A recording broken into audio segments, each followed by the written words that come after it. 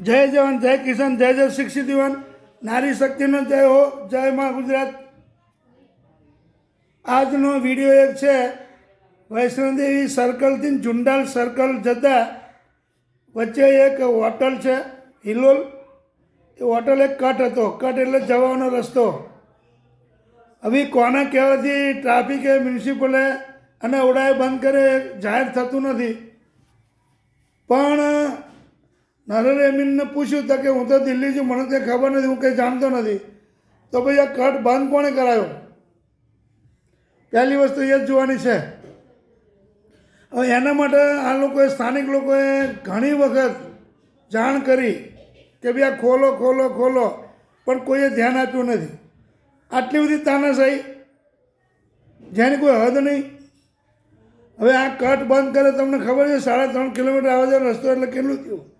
માણસને નોકરી જવું હોય તો મોડું પડે, કોઈ હાજામાદા બીજું ત્રીજું હોય તો મોડું થાય, પોતાની નોકરી જવું હોય તો મોડું થાય, કોઈ પણ કામ માટે જવું હોય તો મોડું થાય, અને વત્તા 3.5 કિલોમીટરનું પેટ્રોલ કેટલું જાય?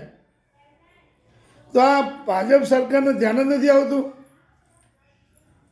કે આડેધડ કોઈના કહેવાથી પોલીસે બંધ કરી દેવાનો ભાગ.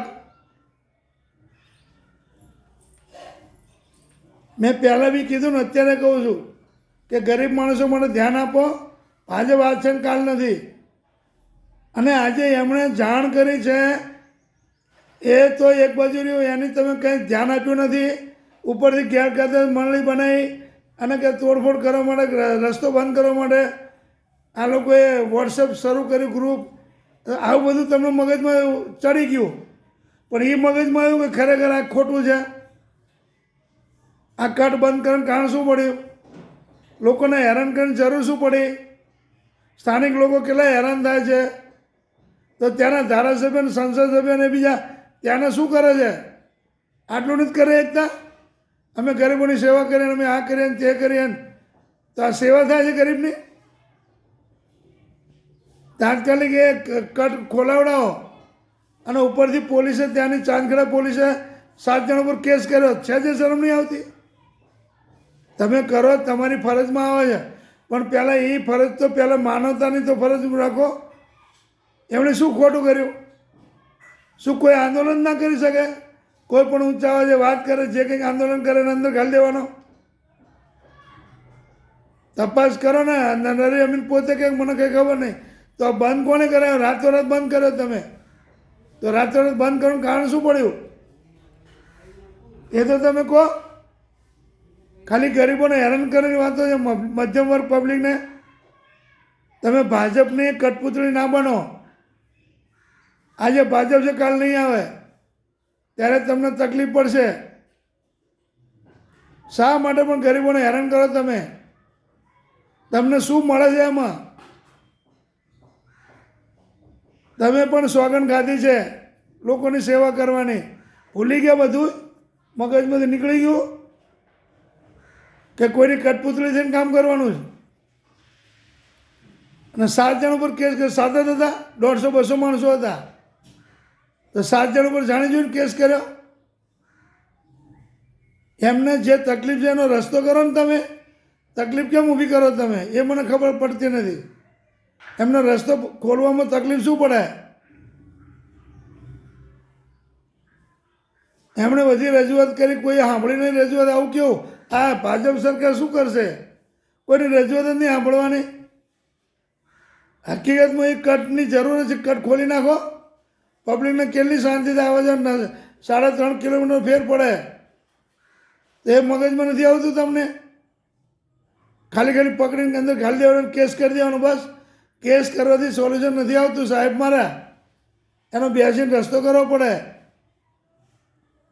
ગમે ત્યાં કંઈ પણ આંદોલન કરશે એટલે સીધા અંદર ઘાલીને કેસ. કંઈ પણ આંદોલન કરે અંદર ઘાલીને કેસ. બીજું કોઈ ધંધો જ નહીં તમારો. પબ્લિકને મદદ કરો. પબ્લિકને પૂછો શું પ્રોબ્લેમ છે ભાઈ, અને એ પ્રમાણે એમને મદદ કરો. તમે પણ એક સેવક છો. તાનાશાહી રાજ ના ચલાવો. પબ્લિકની સેવા કરવાનો તમારો અધિકાર છે. તમે વચનો આપેલા છે. તો તમે આની અંદર મદદ કરીને એટલું કટ નહીં ખોલે એકતા? તો કેસ જ કરી દેવાનો ડાયરેક્ટ. કોના કહેવાથી તમે કેસ કર્યો? પોતે તો વિચારતા જ નથી કંઈ ગરીબોનું, તો આવું કેમ થાય? એ કટ બંધ કર્યો, કેટલા લોકોને હેરાનગતિ થઈ એ વિચાર્યું કંઈ? ચાંદખેડા, ઝુંડાલ, વૈષ્ણોદેવી મંદિરની આજુબાજુમાં રહેતા હોય બધાને કેટલો એમને કટ માર્યો, કટ બંધ કર્યો તો એમને કેટલું ફરવું પડે? 3.5 કિલોમીટર. વિચાર કરો તમે. તો એ ખોલાવવું જોઈએ કે બધાને જેલમાં ઘાલવા જોઈએ? તમારે એમને મદદ કરવી જોઈએ કે ચલો ભાઈ તમને તકલીફ છે તો આપણે ખોલી નાખીએ. પણ પહેલાં તો એ રાતોરાત બંધ કેમ કર્યો એ જણાવો.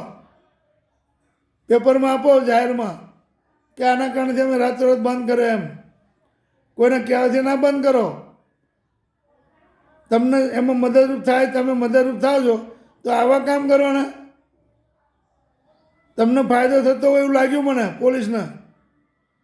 પોલીસ પોઈન્ટ ના મૂકવો પડે બધી રીતે.